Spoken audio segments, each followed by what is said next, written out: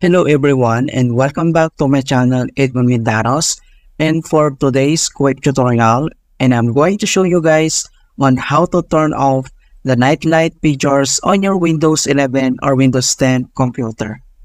If for some reasons you are unable to turn it off or just looking to find out how to turn it off nightlight in Windows.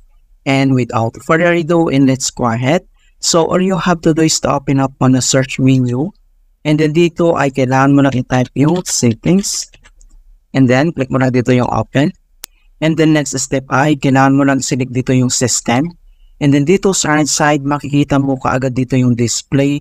So kailangan lang natin i-click tong display, and then dito sa display, dito lang sa brightness and color, under nito makikita mo kaagad dito yung night light. Okay?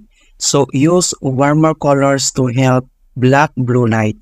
So, dito sa right side, nandito yung button niya. So, pwede mo itong i-turn on or off. So, click lang natin yan. So, ibig sabihin, naka-turn on siya, nagamit yung warmer colors. Okay? So, kapag turn off mo siya, and then bumalik na siya sa dati. And then, kapag tinap natin tong night light, and then dito naman yung other settings. So, show warmer colors on your display to help you sleep. Pwede mo itong i-turn on or turn off. And then dito naman sa kanyang strength, so pwede mong i-adjust ito mga kaibigan. And then dito naman sa kanyang schedule, nightlight, pwede mo itong i-turn off or turn off mo siya. So, mas magandang naka-turn off. Okay?